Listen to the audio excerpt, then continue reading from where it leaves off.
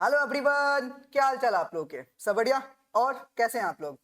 आज का दिन बहुत अच्छा, बहुत अच्छा, बहुत अच्छा। वैसे क्यों बोल रहे हो? अरे आप लोगों का पेपर इतना अच्छा हुआ है तो भाई सब खुशी तो होगी थोड़ा, मुझे भी ना। एंड अगर मैं बताऊं ना, तो अगर आप मुझसे एक वर्ड में पेपर रिव्यू के बारे में पूछोगे तो मैं आपको बोलूंगा कि आपका पेपर ना तो बहुत इजी था, ना ही आपका टफ था। This paper was moderate. जी हाँ, ये पेपर आपका एकदम मॉडरेट था। जो बच्चा अच्छे से थोड़ा सा पढ़ा होगा वो आराम से संभाल लिया होगा और पूरा 4 के आया होगा। मेरा बात समझ रहे हो? राइट। दूसरी बात अगर मैं बताऊं तो एक चीज है जो मुझे देख के लगा कि यार इंस्टीट्यूट को ये चीज नहीं पूछना चाहिए था। वे क्या है? एक क्वेश्चन है वीमेन डायरेक्टर को लेकर शालिनी वाला, जो मैंने देखा वो इंस्टीट्यूट के मॉड्यूल में मेंशन ही नहीं कहीं पे किया गया है, लेकिन उन लोगों ने वहां से ये सवाल पूछा है जो आपके सिलेबस का नॉर्मली पार्ट नहीं है। वो out of the context syllabus में वो लोग डाल के आपके लिए दिया है। ठीक है ना? पूछ दिया है, बट एक्चुअली वो आपके सिलेबस का पार्ट नहीं है। ठीक है ना? बट आफ्टर ऑल ये सब चीजें जो बाकी जो क्वेश्चंस हैं, हाँ वो आप लोगों के सिलेबस के अंदर का है एंड बहुत अच्छा से पूछा है। जो बच्चा थोड़ा सा पढ़ा होगा उसने आराम से कर भी लिया होगा। तो एक काम करते हैं ना, एक बार हम लोग अपना एमसीक्यू का जो थोड़ा सा आंसर है ना उसको लेकर थोड़ा चेक कर लेते हैं कि एमसीक्यू के अंदर में जो आपके क्वेश्चंस आप लोग सॉल्व किए हो उसमें आपका कितना सही हुआ है। ठीक है ना? चलिए तो मैं एक बार फटाफट आपके सामने सॉल्व कर देता हूँ।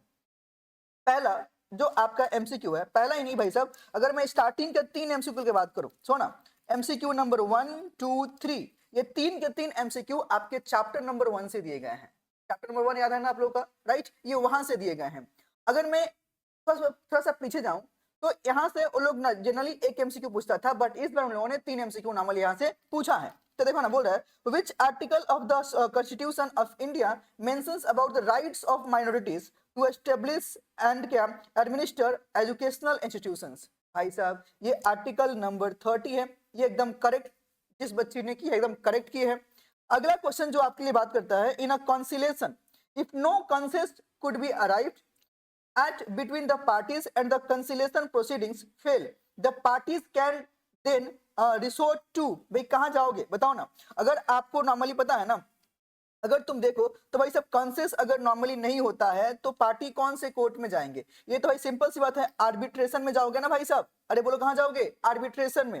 मेडिएशन, लोक अदालत, कोर्ट ऐसे तो है ही नहीं, अरे कहां जाओगे? आर्बिट्रेशन में।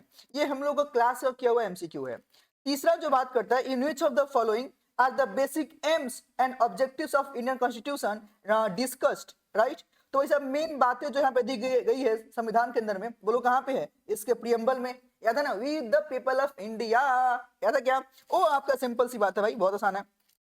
जो फोर्थ एमसीक्यू है, बोला कि when parties to a contract substitute it with a new one, और क्या अग्री टू रिसाइन और अल्टर इट। याद है क्या? Discharge of a contract by mutual agreement, novation, rescission, alteration, remission. अरे भूल गए क्या? वही से तो है, राइट। तो बोला ओरिजिनल कॉन्ट्रैक्ट, तो यहाँ बोला रिमेन्स वैलिड, नहीं। बिकम्स वॉइडेबल, आंसर है हाँ जी, बिकम्स वॉइडेबल भी नहीं होगा, राइट। अगला देखे तो ये भी नहीं होगा, सुनना। Option number C is correct option, need not be performed. ठीक है ना? ऑप्शन नंबर सी होगा भाई साहब।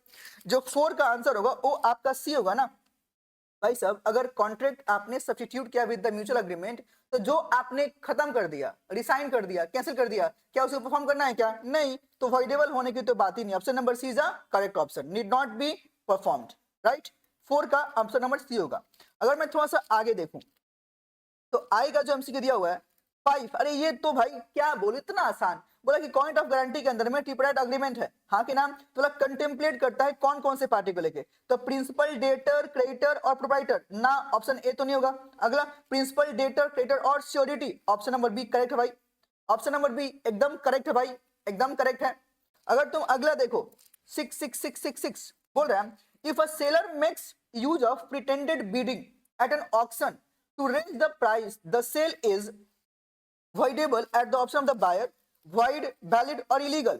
तो भाई सब 6 का अगर तुम लेके देखते हो तो option number A correct option है। जी हाँ, voidable है, option of the buyer correct है। ठीक है, बहुत बढ़िया। आगे जो दिया है, as per the negotiable instrument act which of the following is not an instrument. अरे भाई साहब फॉरेन इंस्ट्रूमेंट तो होता ही है, एम्बिगुअस भी होता है, इंसर्ट भी है। तो डिजिटल इंस्ट्रूमेंट बोले कुछ बात नहीं किए थे, तो ऑप्शन नंबर बोलो क्या है? डी। इतना आसान दिया है। अगर जो बच्चा थोड़ा सा भी दिमाग लगाया होगा ना वो आराम से पूरा 4 क्या होगा। तुम लोग समझ रहे हो ना, राइट। आगे देखो, which type of partnership is automatically dissolve after achieving the specific object. अरे पार्टिकुलर पार्टनरशिप बोलना भी नहीं पड़ेगा, कौन है particular partnership, right. Option number B. हे नलायक, बताओ निशा का ये मेरे पास पेपर है, सॉरी, ठीक है चलो ऑप्शन नंबर बी करेक्ट होगा, ठीक है। आगे देखो, बोलना चाह रहा है कि as per section 30 of the LLP act, when is the liability of an LLP and its partners considered unlimited। ये बताओ अनलिमिटेड नॉर्मली कब आपका हो सकता है, बताओ तो भैया when the LLP fails to file annual return, एकदम भी नहीं। when partner acts negligently, एकदम भी नहीं। when the LLP incurs losses due to market influence, ना। when any act is committed with intent to defraud, yes defraud, अगर आपने कोई भी ऐसी एक्टिविटी परफॉर्म किया है, राइट, जो आपको डिफ्रॉड करना क्रेडिटर्स के साथ में, उस केस में एलएलपी के और पार्टनर्स के लायबिलिटी क्या हो जाएंगे, अनलिमिटेड। सेक्शन 30 ऑलरेडी बात किया हुआ था, राइट। आगे देखो, within how many days LLP must appoint designated partner when a vacancy arises. अरे भाई 30 डेज, इसमें बोलने वाली बात है, अरे कितना आसान है यार, मतलब मस्त पेपर बना के दिया यार। अगला है, which one of the following amounts to safety measure, artificial humidification नहीं, आपके पास में ventilation, fencing of factory, correct, जी हाँ option number C, option number C fencing of factory. याद करो, ये हम लोगों ने जब हम लोग बात किए थे फैक्ट्रीज एक्ट, तो वहां पे लेकर देखे थे और डिस्कस किए थे कि फैक्ट्री ऐसे बोलना, वहां पे फेंसिंग ऑफ मशीनरी भी था, फेंसिंग ऑफ फैक्ट्री भी था, तो वही यहाँ पे लेके बात किया था कि सेफ्टी मेजर रखने के लिए आपको मशीनरी के आसपास में फेंसिंग करके देना होता है, ठीक है। ये 11 हो गया। अगर थोड़ा सा आगे देख लें तो आगे मेरे पास में क्या है, 12 बोला, as per section 63 of the companies act 2013 which of the following cannot be used cannot be used to issue bonus share। अच्छा जी, बोलना चाहिए इसमें से कौन सा रिजर्व आप नहीं यूज करोगे बोनस शेयर देने के लिए, तो ऑप्शन नंबर फ्री रिजर्व, अरे यूज करेंगे जीआरपीएल भाई, एसपीआर यूज करते हैं भाई, सीआरआर यूज करते हैं, रिवर्सल रिजर्व यूज नहीं करते हैं, तो ऑप्शन नंबर क्या होगा, डी करेक्ट। अब बात है यार, आगे देखो, what is the maximum number of directors of a company can have without passing. अरे भाई 15, ये तो भाई बताया भी था, 1 2 3 15 15 15, अरे याद है क्या, 1 2 3 15 15 15। मेरे बच्चे जो समझ गए कमेंट करना पक्का से, ठीक है ना। और हाँ, कमेंट आपको ये भी करना पड़ेगा कि आपका एमसीक्यू कितना सही हुआ है। भैया आप फास्ट जा रहे हो भाई, आपका टाइम बचाना है, मुझे फटाफट रिव्यू करके देना है, ठीक है ना, तो कम टाइम में ज्यादा काम। बोला कि at every AGM not less than of the total number of directors shall retire by rotation। आई 2/3 भाई, 2/3 करेक्ट है, 2/3, बहुत बढ़िया बहुत बढ़िया बहुत बढ़िया बहुत बढ़िया। आगे last one MCQ, which of the following is the disadvantage of business ethics। Disadvantage जो नॉर्मली बात करता है, इसमें आपके पास में क्या आएगा, through increasing moral and trust business can increase their market, ना ना ना, डिसएडवांटेज बात की तो एडवांटेज है। Publicity due to well and ethical performance, ये भी तो आपका एडवांटेज है।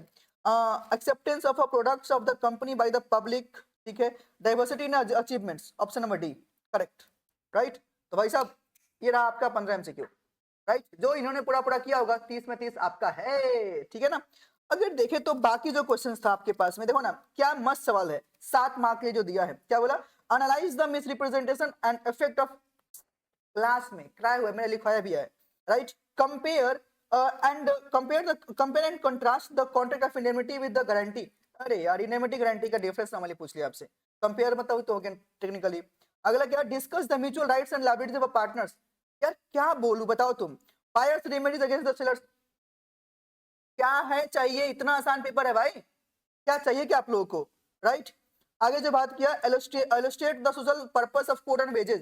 देखो जितने लोग बोलते थे ना कि भैया कोड एंड वेजेस छोड़ दे, कुछ लोग ऐसे बोलते थे मुझे, भैया इंडस्ट्रियल ऑपरेशन छोड़ दे क्या, गलती से भी नहीं छोड़ने का। देखो 7 मार्क का और फिर 7 मार्क का आपका ईपीएफ का भी सवाल दिया हुआ है, तो ईपीएफ और कोड एंड वेजेस दोनों से एक सवाल करके दिया हुआ है, और ये दोनों आसान सा है, राइट। आगे जो बात किया, describe the procedure of sending notice through electronic mode as per the companies act.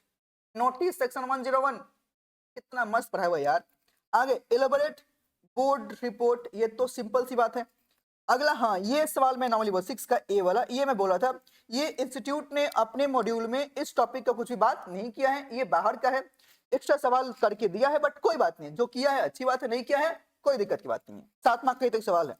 बाकी अगर देखो तो केएमपी पर्सनल दिया है, अच्छी बात दिया हुआ है। Explain the context of nature and relevance of the business, अच्छा है, राइट। मतलब सवाल अगर तुम देखो तो भाई बहुत बढ़िया क्वेश्चन दिया हुआ है, और ये तो मैंने क्लास में कराया था, सिमिलर टाइप का सवाल, देखो ना सिमिलर टाइप का सवाल ये मैंने क्लास में कराया था, राइट। आगे जो बात किया था, demonstrate the difference roles of responsibilities of audit committee as associated by the board.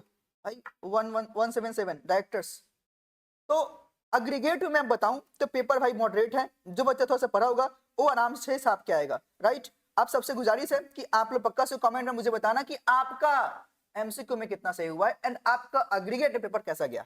Okay everyone, तो मिलते हैं फिर नेक्स्ट वीडियो में। Till then take care and bye bye and yes all the best for the next paper. ठीक है, चलो bye bye everyone.